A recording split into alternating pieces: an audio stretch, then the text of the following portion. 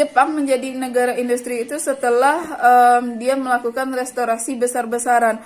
Kenapa harus Indonesia? Dulu Jepang kan belum terlibat dalam Perang Dunia, lalu tiba-tiba Jepang ikut dalam event Perang Dunia II yang terjadi pada tahun 1939 sampai 1945. Dia ikut Blok Sentral.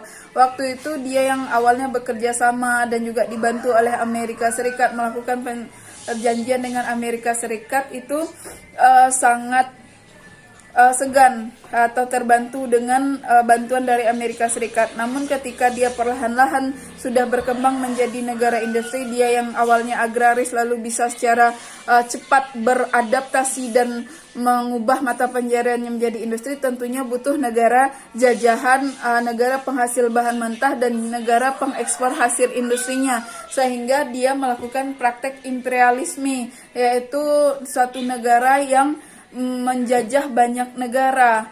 Nah, kalau penjajahan itu satu negara yang menjajah negara lain di segala aspek kehidupan. Nah, makanya dia menentang Amerika, mulai bermusuhan dengan Amerika itu ketika Jepang sedikit demi sedikit mulai menjajah negara-negara lain atau melakukan praktek imperialisme itu ditentang oleh Amerika, sehingga pada akhirnya Jepang kesal.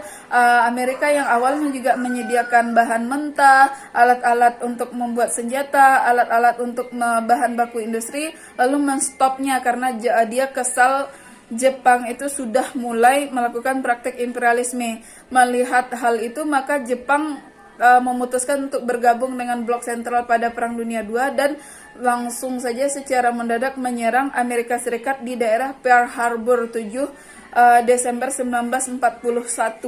Nah, jadi itu saja penyebabnya, karena Amerika tidak mendukung kegiatan imperialisme Jepang, sehingga pada awal Perang Dunia yang menang memang Jepang dan sekutunya, tapi pada akhirnya nanti yang menang adalah Amerika dan sekutunya yang ditandai dengan pengeboman kota Hiroshima dan Nagasaki. Itu sedikit cerita Amerika dan sekutunya itu salah satunya adalah Belanda. Belanda waktu itu sedang menjajah Indonesia. Karena Belanda sedang menjajah Indonesia, maka secara otomatis dengan kekalahan yang dialami oleh pihak sekutu pada awal perang, maka secara otomatis seluruh wilayah jajahan negara sekutu itu beralih ke tangan Jepang dan sekutunya.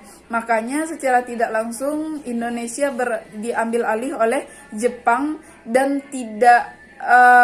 dilepaskan oleh Belanda tanpa perlawanan, karena ketuanya saja atau negara terkuat saja sudah dikalahkan oleh Jepang. Bagaimana dia yang cuma negara kecil saja mau juga melakukan perlawanan? Tentu itu mustahil. Nah, sekarang kenapa harus Indonesia?